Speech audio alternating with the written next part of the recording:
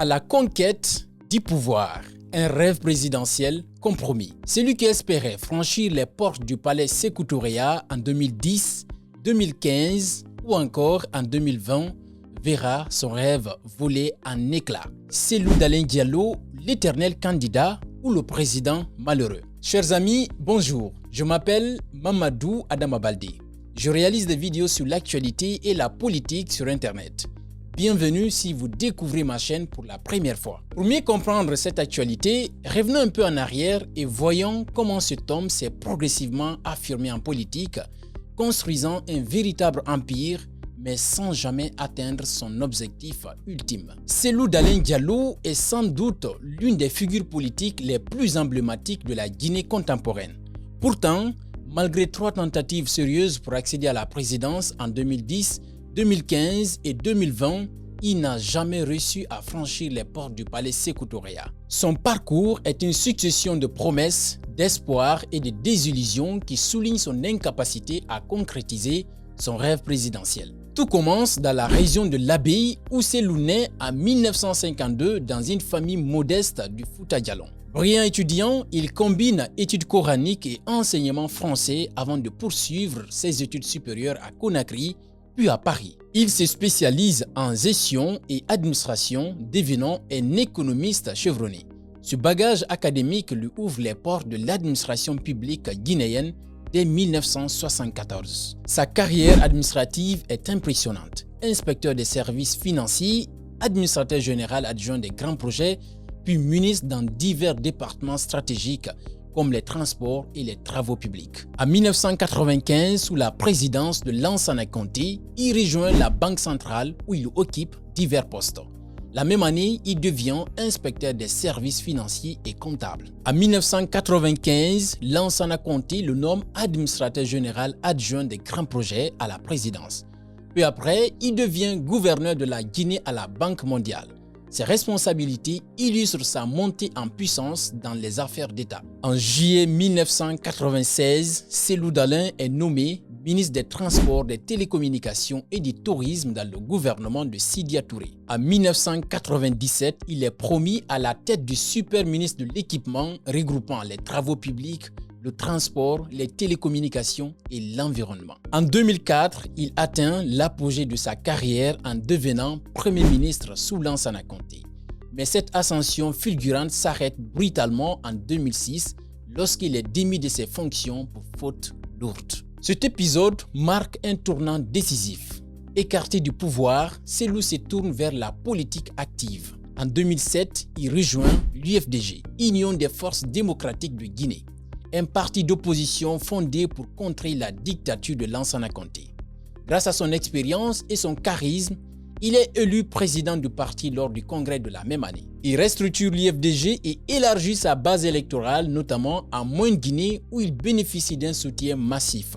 À ce moment-là, tout semble indiquer qu'il est prêt pour sa conquête du pouvoir suprême. Mais c'est là que commencent ses échecs successifs.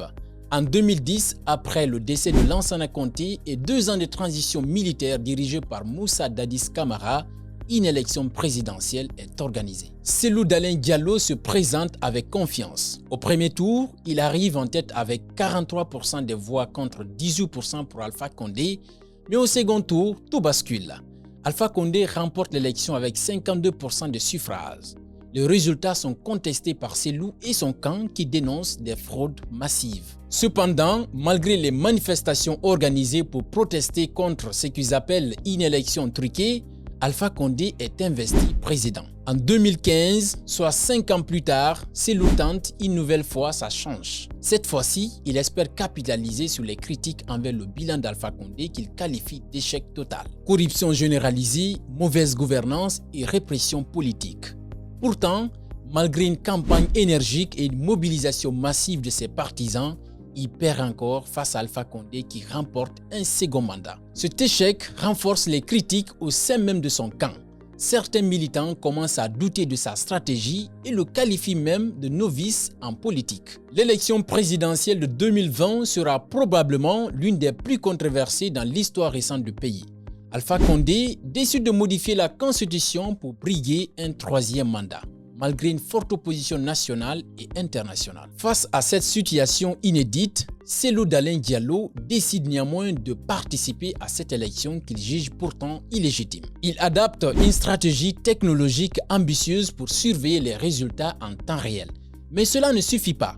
Alpha Condé est déclaré vainqueur dans des conditions très contestées. Une fois encore, Cellou conteste les résultats sans succès. Ces 3 défaites successives révèlent plusieurs faiblesses dans la stratégie politique de Cellou Dalein Diallo. D'abord, il n'a jamais réussi à dépasser le clivage ethnique qui structure profondément la politique guinéenne. En tant que leader Peul, il bénéficie d'un soutien massif en Moyenne-Guinée, mais peine à élargir sa base électorale dans d'autres régions du pays où les divisions ethniques jouent un rôle crucial. Ensuite, ses adversaires ont toujours su exploiter les failles du système électoral guinéen pour verrouiller le processus en leur faveur. Les accusations récurrentes de fraude électorale montrent que Cellou n'a pas su s'adapter aux réalités politiques du pays ni anticiper les manœuvres de ses opposants. Enfin, sa gestion des crises post-électorales a souvent été critiquée. Les manifestations qu'il a organisées après chaque élection ont entraîné des victimes meurtrières et des arrestations massives parmi ses partisans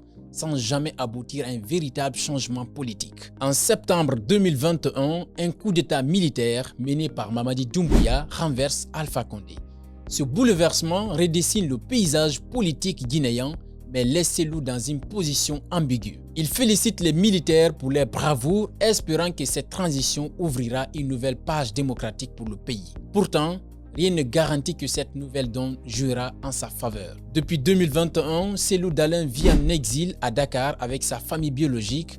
Il maintient des rencontres par visioconférence avec ses militants et sympathisants, ainsi qu'avec des cadres de son parti politique.